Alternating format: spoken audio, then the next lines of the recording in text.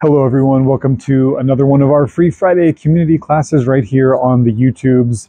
You know, we tend to spend a lot of time around here talking about philosophy and the more contemplative ways of the plant spirit path, but this week we do something a little more practical, and I want to talk about offerings. And offerings are important for so many reasons. The first being that reciprocity, intentional sacred reciprocity, is the foundation of plant spirit work. It is the foundation of the plant spirit path. Without reciprocity, there is no relationship, right? And I'm going to try to reel it in a little bit because I can go really far off on this topic, and there are other classes on the channel that you can go find if you really want to dig in. And I also talk about this a lot in both of my books. So if you really, want to nerd out on this, the resources are there. But when we are not practicing the religion of sacred reciprocity, of intentional right relationship, it means that we're just taking, okay? Reciprocity implies that whatever we receive is reciprocated in giving. Whatever we give is reciprocated in receiving. And this is not the transactional, way of capitalism. I don't know why that word went far away from me, probably because it's terrible. It's more of a flow. Give, receive, give, receive. It's not like I give to you so that you'll give to me and now the transaction is done. No, it's actually a dance of giving to create space within so that we can then receive, which fills us up, which allows us to give so that we can receive, so that we can give, right?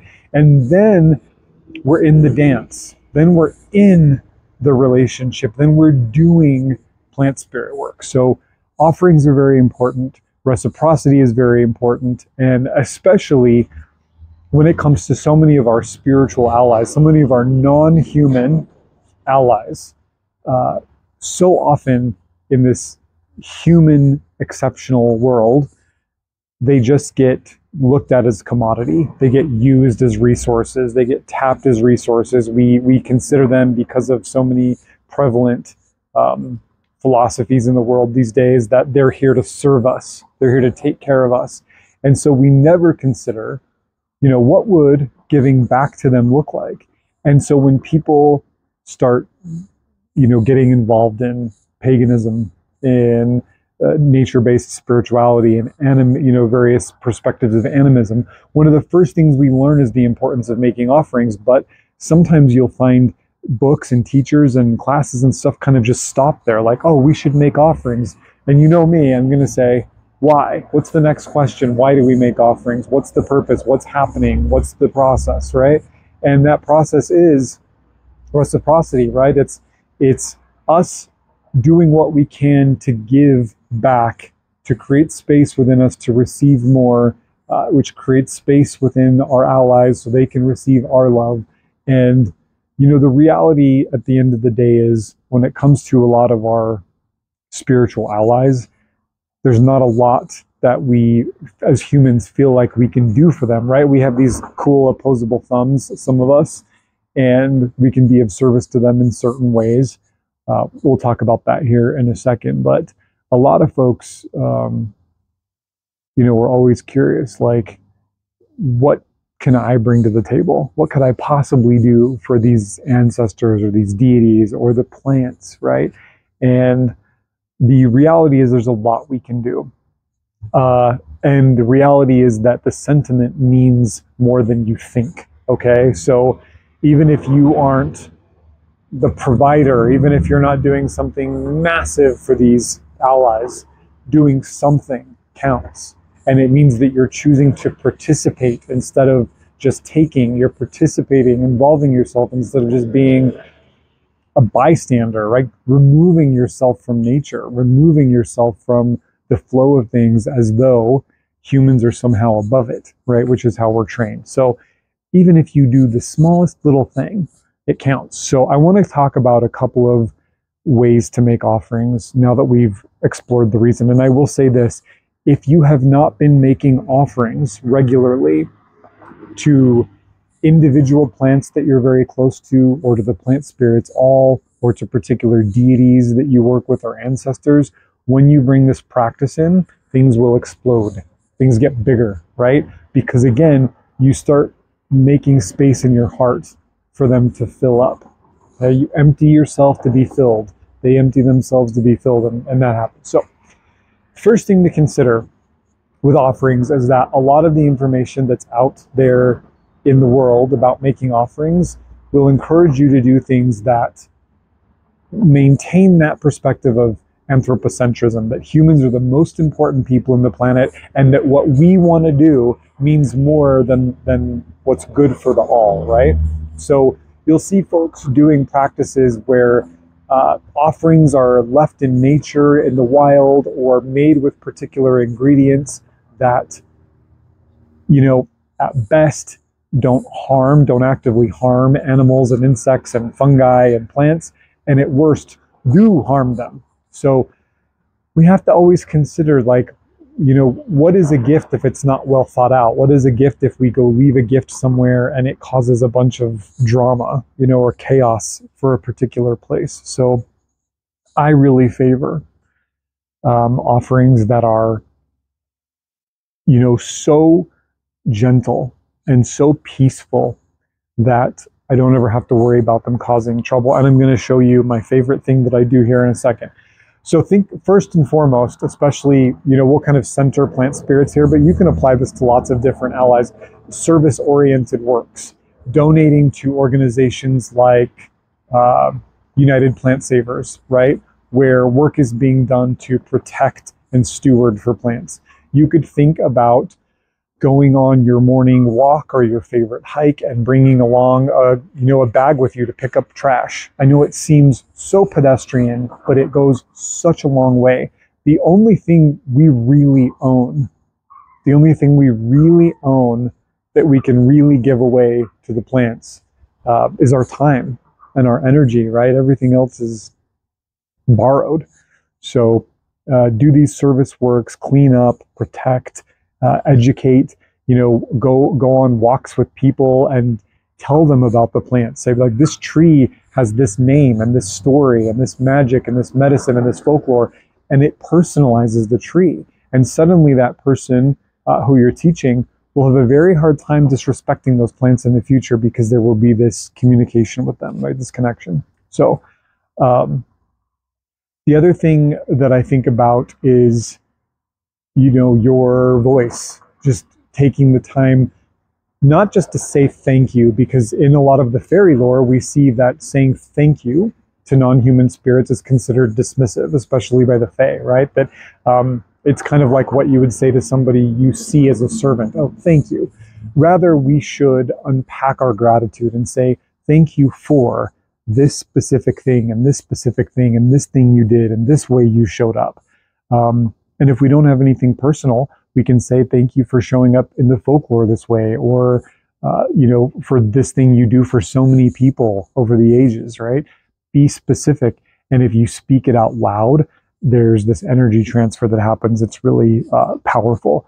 And so there are two things that you can do anytime, anywhere, with full confidence that you are causing no negative harm, no impact that is going to have a trickle-down effect on the wellness of a bioregion or plants or animals. Sometimes it's hard for us to think that far ahead and think, if I leave this apple here as an offering, when that apple starts to biodegrade, like, how is that going to affect the greater space, right?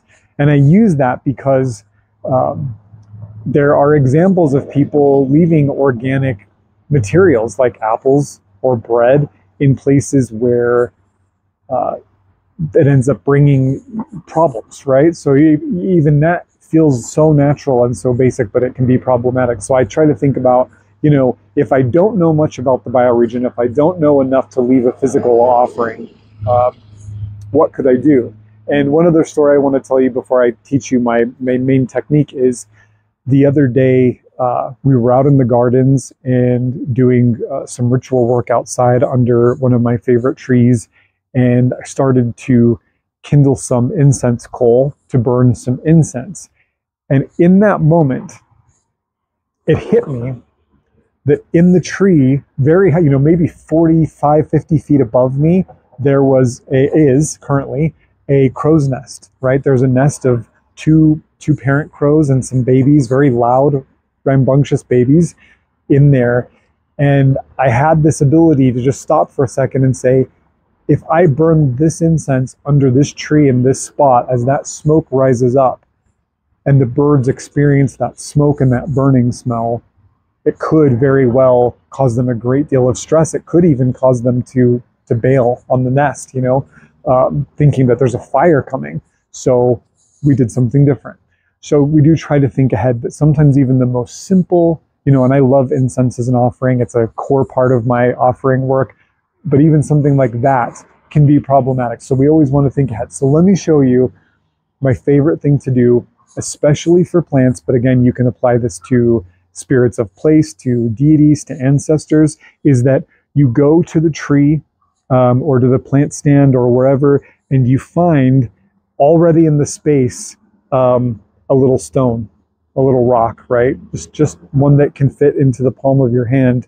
You could get one bigger than this or smaller, but I find one that's there, that's already part of the space. And I try to be really mindful about remembering where the stone was, although it's really not that big of a deal.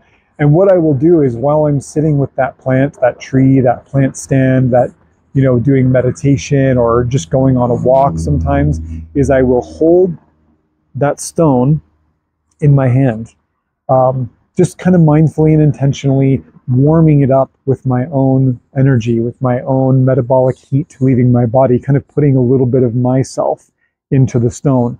And once I feel from holding on to it through, again, through sitting or walking, that it has become warm, because a lot of times these stones will feel a little cool to the touch, that it's become warm and kind of saturated with some of my energy, I will sit down. Sometimes I'll hold it against my heart center. I'll probably just tap the microphone, sorry. Or sometimes I'll hold it between my hands like this. You can think about your dominant and receptive hands if you want, or you don't have to. And I will send through words or visualization or just feelings all of my love, all of my gratitude, particular things I'm grateful for, particular wishes that I have for the relationship between me and this plant, that may the ways be open between us. I will send that into the stone.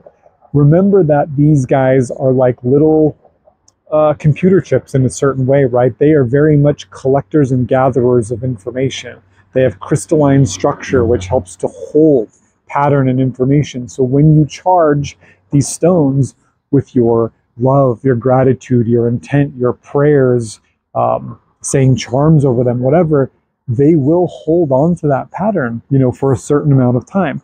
So we charge the stone with all of that offering, with all of that energy, and it gives us a little physical meeting point. It gives us a vessel. It gives us a point that's somewhere between the fully physical and the fully spiritual, right? And then we take that stone and we put it at the base of the plant or near the plant or back where we found it, with these little pebbly stones. I don't really personally find any problem moving them around a few feet. Again, when I go on a hike, usually I will start my hike by picking up a little stone, knowing that at some point in that process, I'll probably sit and work with a plant, and then I have some offering to make, right? And if not, I bring it back and leave it as an offering to place at the end of my hike. So you can put this right at the base of the tree, tuck it into the plant stand. You can be creative with that, drop it into some running water, whatever put it up on a cairn of stones, whatever feels good for you. And know that this stone, through your intent and through your work and your presence with it, will kind of sit and shine out. It will radiate your offering so the plants can soak all of that up, and you've left nothing harmful. And this is an example of, truly coming into a space, leaving no trace, and in a certain way, leaving the space better than you found it, right? Adding something beautiful, adding something harmonious, adding love to a space is always so incredible. So don't overlook these little guys. We don't have to go too far into this, but I will say You don't have to go to the New Age shops and buy the expensive deep earth minerals, the quartz and citrine and amethyst that are mined usually from very troubled parts of the world with lots of chemicals and water runoff and destruction to the land. These little guys, these little regular old rocks, are the same crystalline structure. They're equally as old, and they carry all of that same power. And this really is one of my favorite ways to be grateful and make offerings to the plant spirit. So give this a try. Let me know what you think or what you like to do for offerings, both maybe inside a home in an established sacred space and when you're out in the wild. I love learning from you guys, so please share in the comments below. I'll see you next time. Take care.